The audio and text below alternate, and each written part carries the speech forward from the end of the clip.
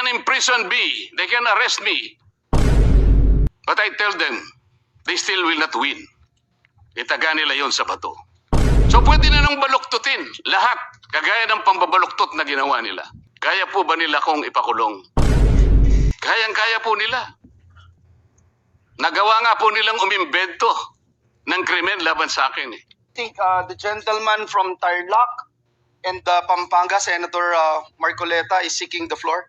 I move that he be recognized, Madam President. Thank you. We recognize Senator Rodante Marcoleta on a matter of personal and collective privilege. Thank you, Madam President. Madam President, distinguished colleagues of this chamber, and my beloved countrymen, there are moments in the life of a republic when silence becomes easier than speech, when comfort becomes more tempting than courage, and when public office is tested not by applause but by pressure. This is one of those moments, Madam President. I rise today on a question of privilege. Just last week, I was stunned with the shadow of a complaint filed by the Field Investigation Bureau, Office of the Deputy Ombudsman for Luzon. A complaint perfectly timed, wrapped in legal language, amplified by noise and aimed not merely at my person, but at my independence. I stand before you not as a man begging to be understood, not as a senator asking to be spared, and not as an accused shrinking from the weight of accusation. Rather, I am here as a servant of the Constitution, elected by the people, bound by oath, and determined to perform my duty without fear, without favor, and without surrender. The complaint arrived while the Senate is confronted with uncomfortable truths, namely, the pending continuation of the investigation of the anomalous flood control projects, the approaching constitutional burden of an impeachment trial, and the growing pressure upon this institution to surrender its independence through political maneuvering disguised as constitutional reform. Let us not pretend that this complaint came in a vacuum. The pattern is too visible to ignore. First, remove the inconvenient voices from the inquiry, then weaken those who refuse to conform, then frighten others into silence and submission before the decisive constitutional battles begin. Mr. President, this is not merely about a complaint. The trump-up charges filed against me and some of my friends are not merely legal accusations. They form part of a deeper and more nefarious design to intimidate independent voices, to punish dissent, and to warn every senator that the price of asking hard questions could lead to personal damnation. If the intention of these cases is to silence me, let me say this at the very beginning. It has failed. I will not be silenced. I did not seek public office to become comfortable, Madam President. I did not take my oath merely to occupy a seat in this chamber while billions disappear into darkness, while constitutional processes are manipulated by pressure, or while the Senate is slowly conditioned to fear retaliation for independent judgment. I did not take my oath to serve only when service is convenient. I did not come to this chamber to lend my voice when power applauds and withdraw it when power becomes displeased. A senator is not elected to be timid. The senator is not sworn into office to become a spectator while the Constitution is tested, while impeachment proceedings demand judgment, and while the people cry out for truth about the wide-scale theft of public funds. Instead, a senator is elected to stand, to examine, to question, to decide, and when necessary, to resist. This is what I intend to do. So let the complaint be examined. Let the evidence be tested. Let the law speak. I will answer in the proper forum with documents, with facts, and with the calm confidence of one who knows that accusation is not proof, that attacks couched in legal veil do not constitute the truth. And before the Filipino people, I must say what is plain. A complaint without nexus is not justice. A complaint without evidence is public injury, official favor, corrupt consideration, or abuse of office is not accountability. It is machinery. It is pressure. It is a warning shot fired at those who refuse to kneel. And if that warning was meant for me, Mr. President, then the answer is very clear. It failed. The complaint against me speaks of amounts, it speaks of dates, it speaks of suspicion, but suspicion is not evidence. Amount is not corruption. Political inconvenience is not probable cause. An accusation, no matter how loudly repeated, is not proof. It is a theater. It is pressure. It is machination. Let me state the legal defenses plainly on the allegations against me. The law did not define the limits of liberality among friends. They did not say that friendship must stop at a number chosen by one's accusers. They did not say that generosity becomes criminal merely because the amount is substantial. What the law forbids is not liberality. It forbids corruption. What it condemns is not friendship. It condemns the sale of public duty. At least I stated the truth. At least I faced the issue. At least I did not hide behind silence. So I ask, what of those who receive support, gifts, donations, favors, or assistance for their own electoral campaigns and keep them beyond public scrutiny? Shall the law be a sword only against those who dissent and shield for those who belong to the circle of the powerful? If transparency is demanded, let it be demanded of all. If public morality is the standard, let no one be exempt because of wealth, alliance, influence, or proximity to power. And so I speak again, clearly and directly. What official act did I sell? What vote did I promise? What public fund did I touch? What government contract was delivered? What favor was asked, promised, or given? If they cannot answer these questions, then this complaint is not the pursuit of justice. It is a deliberate attempt to silence dissent. But this is larger than me. This is not a fight for one man. This is not a fight for one faction. This is not a fight for political survival. This is a fight for whether the Filipino people may still have senators capable of questioning, investigating, judging, and speaking freely without fear or favor. When this chamber is called upon to sit in impeachment proceedings, we are not merely politicians. We are senator judges. We are bound to listen, to weigh evidence, to apply the Constitution, and to act according to our conscience.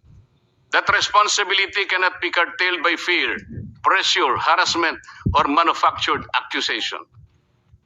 No one should be allowed to intimidate a senator judge into silence. No one should be allowed to punish a member of this chamber for ensuring that impeachment must be governed by law, evidence, due process, and conscience. Whether one favors or opposes any party in those proceedings, that's not the point. The point is whether the Constitution shall speak above political convenience. I will perform that duty, Madam President. I will listen. I will weigh the evidence. I will obey the Constitution. I will not prejudge. I will not be dictated upon. I will not surrender the independence of my vote to any power outside this chamber. Even if the path becomes lonely, I will walk it. Even if the attacks become heavier, I will endure them.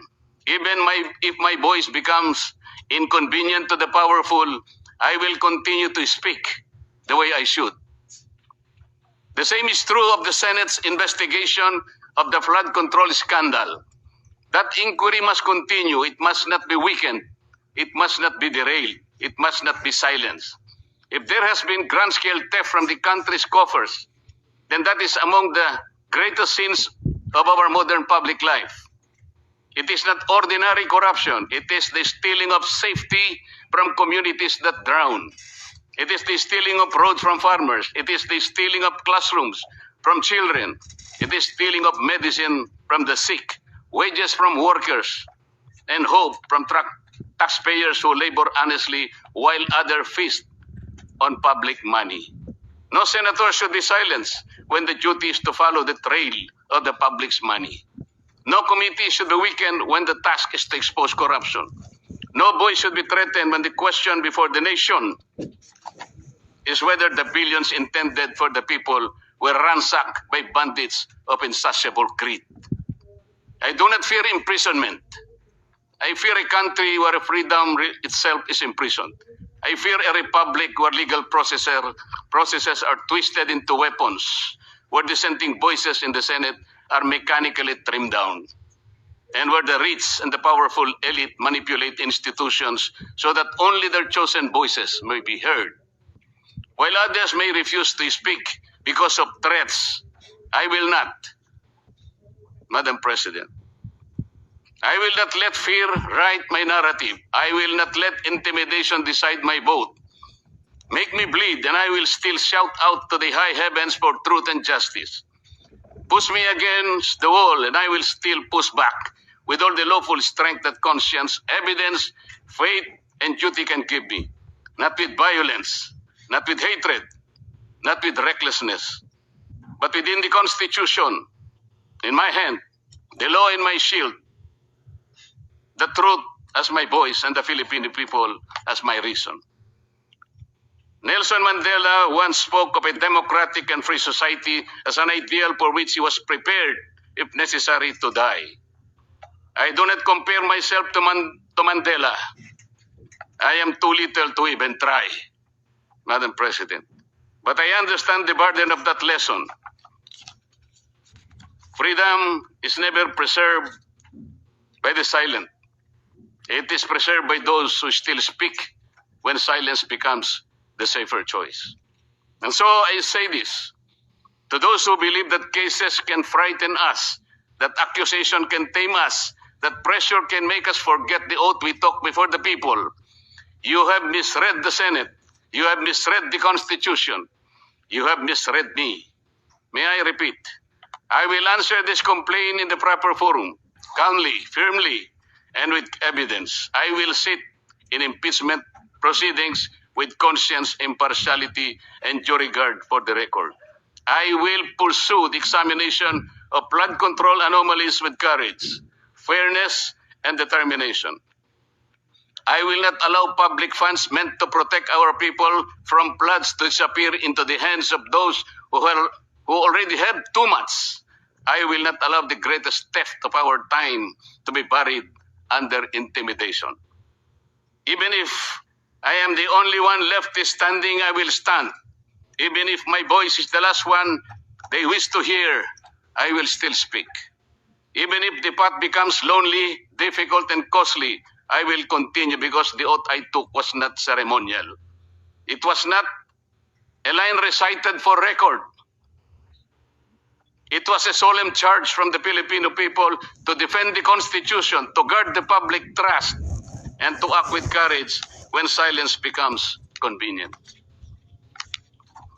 Let those who weaponize the law answer to history. Let those who steal from the people answer to justice. Let those who seek to silence dissent understand this. A senator who remembers his oath cannot be purchased by comfort, cannot be subdued by threats, and cannot be defeated by fear. Madam President, kaya po ba nila kong ipakulong? Kayang-kaya po nila. Nagawa nga po nilang umimbento ng krimen laban sa akin. Kamakailan lamang po, hindi pa nagtatagal, dito rin sa bulwagang ito, somebody said, sometimes you need to bend the law to be able to please the people. Am I right, Mr. Secretary Remulla? Secretary Remulla, then Secretary of Justice, now Ombudsman, said loudly, "Yes, sir. So pwede na nang baluktutin lahat, kagaya ng pambabaluktot na ginawa nila. Pero sinasabi ko, Madam President, they can imprison me, they can arrest me, but I tell them, they still will not win. Itaga nila yon sa bato. Madam President, before ending, let me share the declarations of our Lord God in Isaiah 54:17. No weapon forged against you will prevail. You will refute every tongue that accuses you. This is the heritage of the servant of the Lord. This is their vindication from me. Maraming salamat po. Nagpapasalamat po tayo kay Senator Rodante Marcoleta. If there are no interpellations, may we ask the Majority Leader for the Yes, referral? Madam President. Madam President, may we refer the speech of the distinguished gentleman from Tarlac and Pampanga, Senator Marcoleta, to the Committee on Rules? I so move. No objection. Madam President. Hearing none. So referred to the Committee on Rules. Yes.